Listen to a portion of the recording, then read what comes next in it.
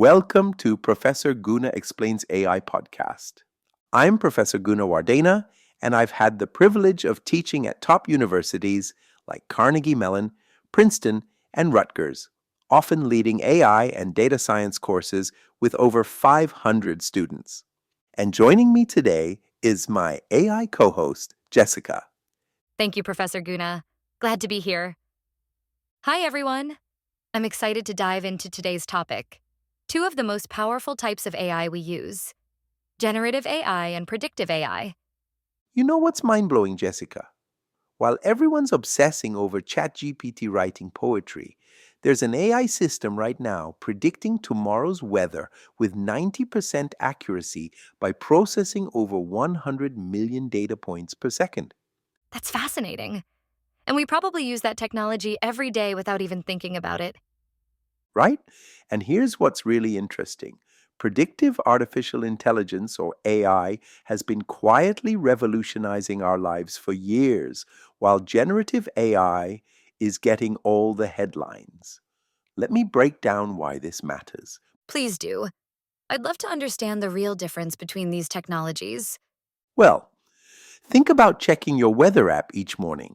That's predictive AI in action, taking massive amounts of historical data and current conditions to make an educated guess about tomorrow's forecast.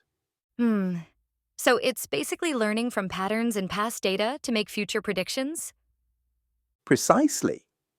And what's fascinating is how similar this is to human learning. Consider how a child learns to tell the difference between dogs and cats. They observe patterns, make connections, and eventually can identify new animals they've never seen before. Though I imagine sometimes they might make mistakes, just like AI systems do. That's exactly right. And this brings us to something really interesting: how predictive AI is transforming major industries. Take real estate, for example. Instead of relying on a realtor's gut feeling, AI can analyze hundreds of factors simultaneously to predict home values. Well, that sounds incredibly complex. How does it actually process all that information? Here's where it gets fascinating. The AI creates what we call a predictive model. Think of it like a sophisticated formula that might look at square footage, location, local school ratings, and even economic indicators. But here's the key difference from traditional methods: it's constantly learning and adjusting based on new data. So it's basically taking the guesswork out of pricing? Well, not entirely. And this is crucial to understand.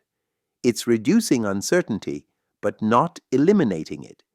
You know how weather forecasts get less accurate the further out they predict? Same principle applies here. That makes me wonder about all the other ways this technology might be working behind the scenes. Oh, it's everywhere. When Netflix suggests your next show, when your credit card company flags suspicious activity, or when Google Maps predicts your arrival time. That's all predictive AI at work. And this is completely different from what ChatGPT and other generative AI tools are doing? Yes, and here's the key distinction. Predictive AI is like a super smart analyst making educated guesses about the future, while generative AI is more like a creative artist capable of creating entirely new content. That really helps clarify the difference.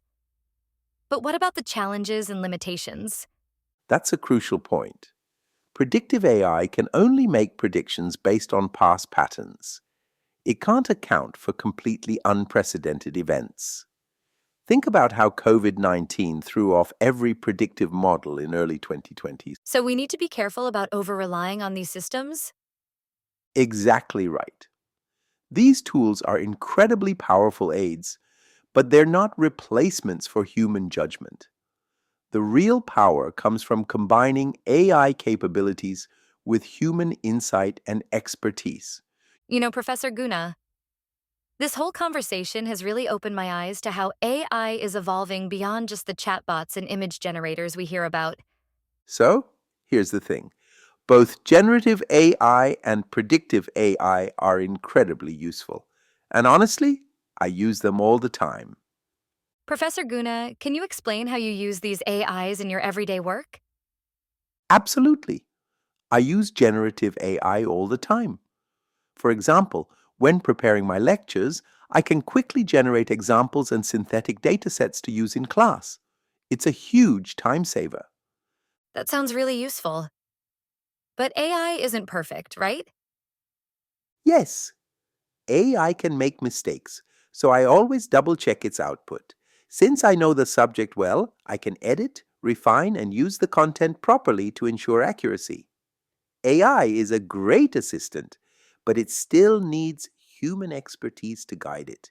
So I am thinking this is like communicating with another human, right? Exactly, Jessica. It's just like talking to another person. When someone gives us information, we don't automatically assume it's 100% correct. We think critically, verify facts, and use our own knowledge to judge whether it makes sense. So basically, anyone can use AI tools to be more productive at work, right? Like each person can be AI boosted? Yes, definitely. Each of us need to learn how to use AI tools for our own use cases. What about predictive AI use cases? They're a bit more complicated. If I want to use predictive AI in my work, I have two options. If possible, I find a predictive model that is already trained, and in that case, I plug in new data to get an output. That is not too bad. I just have to learn how to use the model. But if no such model exists, and the problem I have is unique, then I have to spend some time building a model.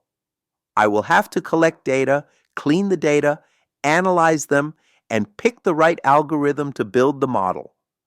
For this, you need to spend a bit more time learning how to do this. So that takes time and effort? Yes, this is when you take a course in data science, machine learning, or AI. The techniques you learn in these courses are highly valuable. If you are interested in looking at interactive AI assisted video courses, I recommend a Princeton University originated platform Qubits.ai. So, Professor Guna, that's really the key takeaway. While generative AI might be getting all the attention right now, it's the combination of different AI approaches that's truly transforming our world. The future lies in understanding how to leverage both predictive and generative AI together. Yes, that is exactly right. So that is all for today, folks. We will have another episode on understanding the potential of AI beyond the hype. Thank you, Jessica, for your participation. Thank you, and I am looking forward to the next episode.